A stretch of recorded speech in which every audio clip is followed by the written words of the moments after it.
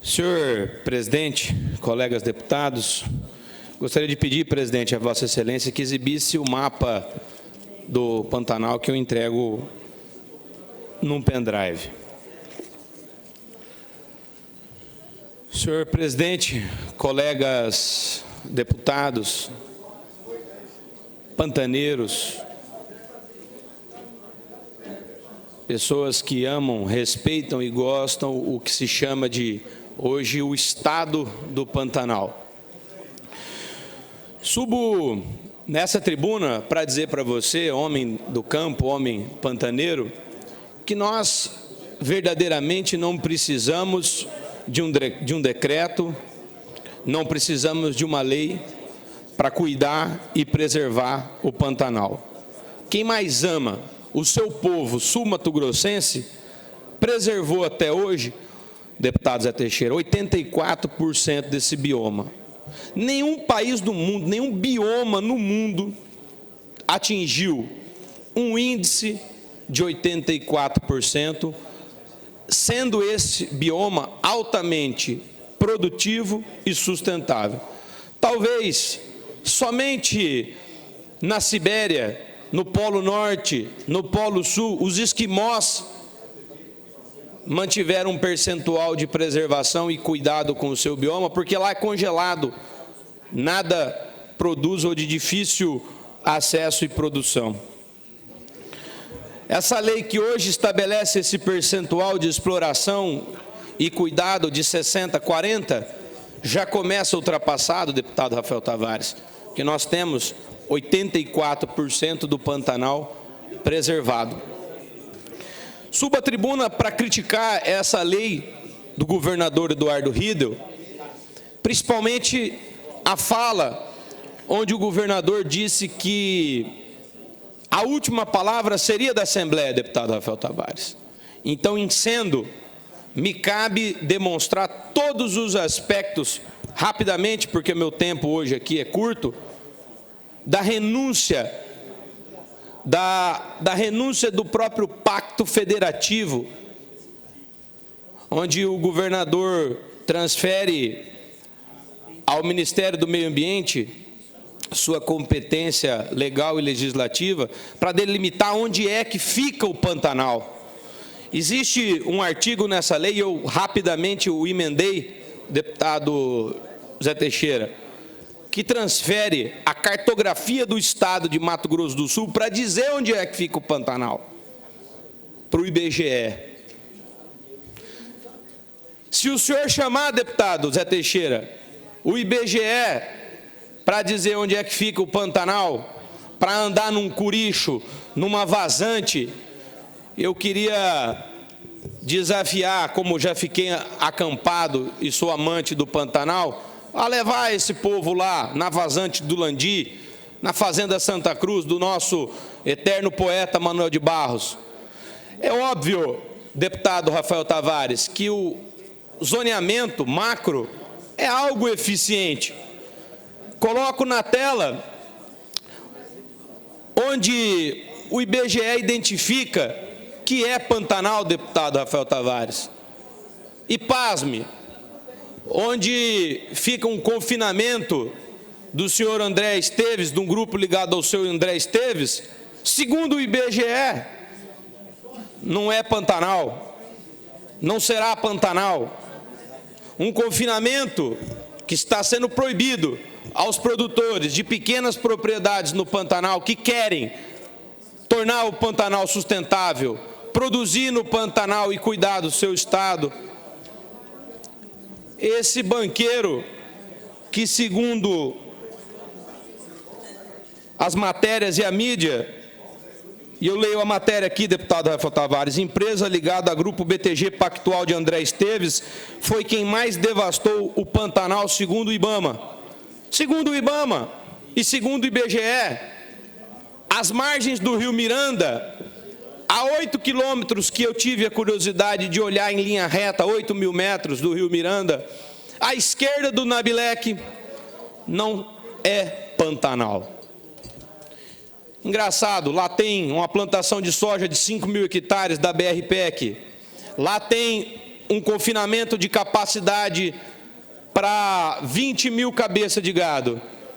E o André Esteves foi aquele que declarou que o Lula, sendo eleito no lugar do Bolsonaro, traria suavidade e paz. Pelo visto, está trazendo para ele, para essas ONGs que estão criando um sistema, deputado Rafael Tavares, um fundo de compensação ambiental no Pantanal, que será abastecido essencialmente, segundo a lei, 50% por fiscalização dessa lei do homem do campo, do homem pantaneiro, e por organismos internacionais que desejam tornar o Brasil improdutivo, que sabem que o Brasil é o único país, deputado Rafael Tavares, que tem condições de triplicar o seu PIB, utilizando como mola propulsora o agronegócio. É isso que estamos vendo nessa lei. Colocar o percentual de divisão para o homem do campo de 10% e 90% para programas de PSA, de conservação, que na prática a gente já viu que são organizações de caráter não governamental que conseguem acessos a esses recursos. Esse artigo precisa ser imediatamente derrubado dessa lei. Nós precisamos colocar o respeito à cartografia do Estado. Nós temos a Agraer, nós temos o IMASU, deputado Zeca do PT, como órgãos que detêm há anos a cartografia do nosso Estado. Delegar isso ao IBGE é aceitar que esse mapa de 2019, em 2020, 2021, 2022, 2023, poderá ser atualizado. E se o IBGE quiser trazer o Pantanal a Campo Grande. É engraçado. Essa lei, deputado Rafael Tavares, do Pantanal, ela cria uma figura chamada grupo econômico, onde todos os limites de supressão, de limpeza de pastagem de hectares, que está sendo diminuído do decreto antigo, que era de 1.000 hectares para 500 hectares, pode ser considerado em grupo econômico para 3, 4, 5 propriedades. E esse limite de 500 hectares que está sendo aplicado, deputado Zeca do PT, ele pode ser diminuído em 5, 6, 7 vezes, se as propriedades, deputado Pedro Neto, forem consideradas em regime de grupo econômico de coparticipação, que a própria lei não define exatamente o que é. Quer dizer, é uma maneira dessas ONGs que criaram essa lei, o governador Eduardo Riedel infelizmente aceitou, ditar e dizer, deputado... A excelência dispõe de 1 minuto e meio.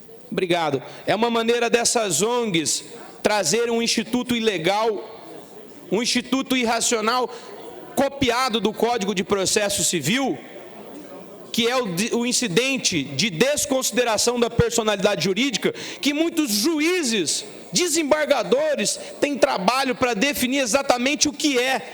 Criar, através de um fiscal do IMASU, a faculdade de dizer que aquelas áreas estão em regime de grupo econômico, é trazer uma inconstitucionalidade, uma injustiça muito grande para a norma e um poder para esse fiscal, que talvez não tenha o preparo técnico, científico, jurídico para dizer que aquelas áreas estão em regimes de coparticipação.